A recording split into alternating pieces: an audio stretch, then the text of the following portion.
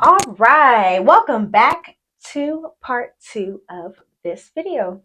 House call, no rest. Run up on your shawty and her friend next. House call, no text. I've been up all night, baby, no stress. House call, no rest. Run up on your shawty and her friend next. House call, no text. I've been up all night, baby, no stress. Welcome back, guys, to this channel. This is Zakia Yvette, and today we are going to continue talking about what stopped me from being the creator I've always wanted to be. So if you guys don't mind, I'm going to ramble just a little bit just to make my point. But not that long ago, I'm gonna say about a month ago, I recorded my first YouTube video. Baby, I was looking dusty. There's nothing wrong with being natural. Baby, I was too natural. I was way too natural. Even my I feel like my mental state was not the best, but also I felt more in tune with myself to voice an opinion on what direction I wanted to go in life. And so this topic was supposed to be the first video, but yeah, it definitely wasn't. It was how I started my YouTube channel and like the Q&A and stuff like that. But anyways, yeah, this was supposed to be my first video, and basically I was going to dive in to the fear of taking control of my life, the fear of stepping out the box and doing something different and also doing what I wanted to do. So yeah, let's dive right in. So my first video was like a diary to myself. That's how I see it now, because even though it was kind of chaotic and weird how I started it off, I'm also glad that I did that, because I was able to create content for the future. Like, I dropped so many gems to myself, and I thank myself for even recording that video. Because even though you guys aren't going to see it, or even if y'all see it in reels and y'all see it in its entirety, I will be able to create content just based off of that, because there's so many ideas and so many things that I can even talk about. So let's get right into the video. The want to have control and agency over your life and seeking approval from others cannot coexist at all. So something I am personally working on in my life is canceling out people pleasing, because this is where I was seeking approval from other people. You're going to hold yourself back so much by trying to do what someone else thinks is best for you. Now, I'm not saying to not take advice and to just be this stubborn bull. I ain't telling you to do that. But there has to be some point where you're like, you know what? Thank you for that advice, or thank you for this, or whatever. But I'm good. Really, I'm good. The next thing that I understood about just going for it and being a creator is there is no plan B. The plan to have a plan B is preparations of failure. Okay? There's no such thing.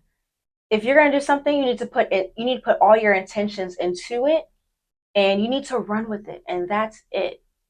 There's this thing called burn the boat, and I learned this from Tom Carr, and it's a book. I forgot. I didn't read the book, but I learned the concept, and the concept is very important. It's basically telling you there is no plan B, because like, why are you preparing yourself for failure? Like, do you not believe in yourself? Do you not think that you can do the things that you want to do, or have the life that you desire and enjoy? And with this plan B, I am dedicating it solely to my career. I'm not dedicating it to relationships or anything. But when it comes to your career, there is no plan B, like at all, or what you want to do in life. Just go for it, okay? Now, I'm not saying to be skilled in one set, or sorry, to have one skill set in one area, but you can be multifaceted. But if you have a dream, go for it. Reach for the stars. Do whatever you desire to do. Get rid of the negative talk that you tell yourself. Get rid of the limitations that you set before yourself. Turn off your auditory receptors, especially if you overthink. It's not helping, honey, at all. It's not preparing you at any sort. Like, no, it's not prepping you for survival at any sort. And it's actually very damaging. So do yourself a favor and burn the boat. So, a very good friend of mine made me realize that a true creator and a true artist has to be willing to be a starving artist, right? And I agree, but I also disagree, only because of the background I came up from. And because of the background I came up from, that's also kind of what prevented me from creating full time because I was so afraid to struggle. Um, I was afraid to struggle financially, and I was afraid to struggle.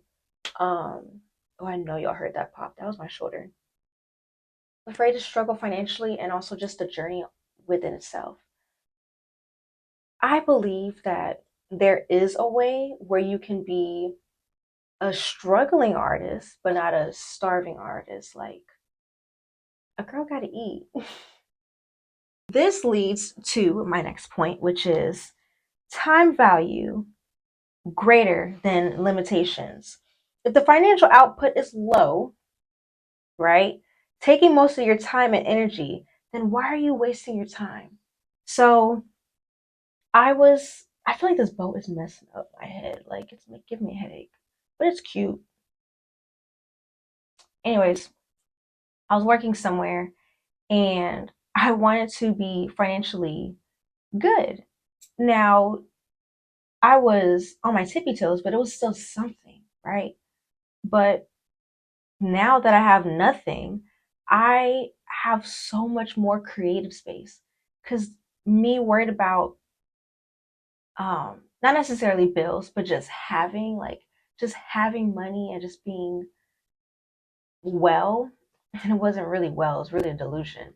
But being well, it was taking my energy and it turned me into not necessarily an ugly person, but I know who I am, and that wasn't me. Like, towards the end of this job that I was working at, the outcome of my attitude is not what I liked. I didn't like it at all.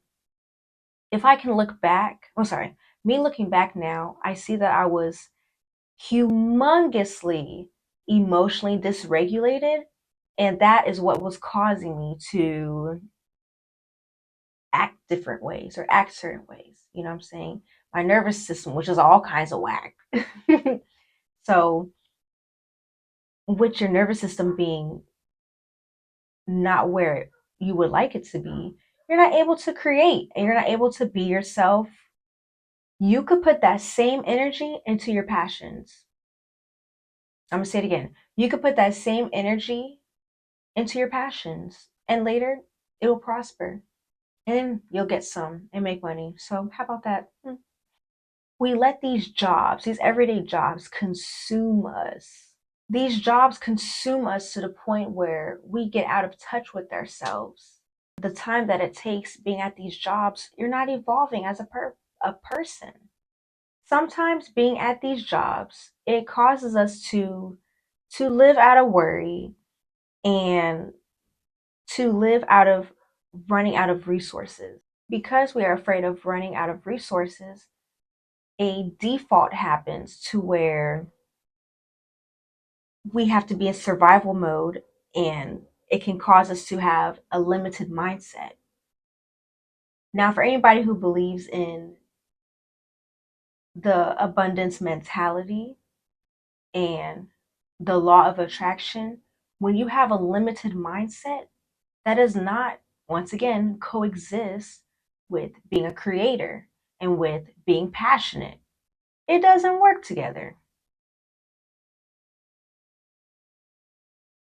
Abundance doesn't grow in limits. I had to sit up, stop worrying about these unrelated, penniless, and soul sucking jobs that it takes you nowhere. And it's just unfulfilling. You're not going in a direction that you're going. You're pulling against yourself. So the next point that I wanted to touch is overthinking again. In my last video, I talked about analysis paralysis and rejection sensitivity dysphoria and how that can relate to creators not thinking, sorry, creators limiting themselves and, having like cloud blocks and not be able to create, you know, people who overthink as well. Even if you're not a creator, people who overthink, this is for you, okay? Now, me, I am very, very aware that I am an overthinker. Baby, I am a Virgo, and that's just what it is. I overthink. But that personality does not have to be me. Does that make sense? So we cannot overthink about failure, about the financial output. We have to just trust in ourselves and trust that whatever is meant for us is going to come and that abundance is going to come very, very soon. In my previous video, I talked about turning off your auditory receptors for those who overthink. And the reason why I say that is because if you overthink, that means you accept anything and everything that people say. Anything and everything that people say will and can overwhelm you. It can cause you to just go in this repeated cycle. Am I doing enough? Am I doing a good job? Did I take on the right warning signs? Did I make a mistake? Am I going down a rabbit hole? Turn off your auditory receptors. Now, I am not saying to be disrespectful, but I am saying to learn how to either tune people out or to turn them away when their conversations is not going in a direction that you see yourself in the future. Let's start aligning ourselves with people and words, because words hold power, with people and words that are going to start leading us in the right direction. People who are overthinkers, that auditory, what we hear is so, so important. So be careful and create boundaries around that. Another reason why you need to turn off your auditory receptors, maybe not all of you who overthink, but me as an overthinker, I'm very, very sensitive. I'm naturally a sensitive person. So therefore, I take in everything that people are saying. I also take in negative energy. And sometimes I reflect it as well if I take it in. But once again, that's where boundaries comes in at, and you have to stand firm on those boundaries as well. I felt like I was battling with myself. All of it ties in together with the overthinking. But I just felt like I was fighting with myself. And yeah, we can't have that. You can't battle yourself when trying to be a creator, because all that energy you're spending into battling yourself, that could be into creating something. Another reason why it took me so long to get to where I'm at today and the future is because I didn't know where to start from. But if you think about it, who knows where to start from? People just start and then they keep going. So just start. Put one foot in front of the other and keep going. My next point on why it took me so long to be here is because I had a hard time of being selfish and putting myself first. When you are a thoughtful person and you take everything in that people say, you think like, oh, am I being inconsiderate by not taking their opinion of whatever the sorts? But this is the time to be selfish. Now, I'm not saying to be an a-hole. I'm saying a-hole because I do not feel like bleeping it out, but you guys know what I'm trying to say. But yeah, you ain't gotta be an a-hole about it. Like, but still be selfish. Like, do you love yourself? You need to start being selfish so you can get to where you need to be at. But guys, thank you so much for tuning in to my fourth video. I am so, so glad that you are here.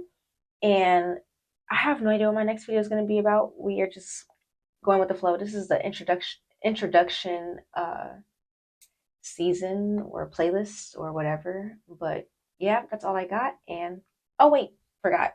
Don't forget to hit that subscribe button below. Don't forget to like or comment.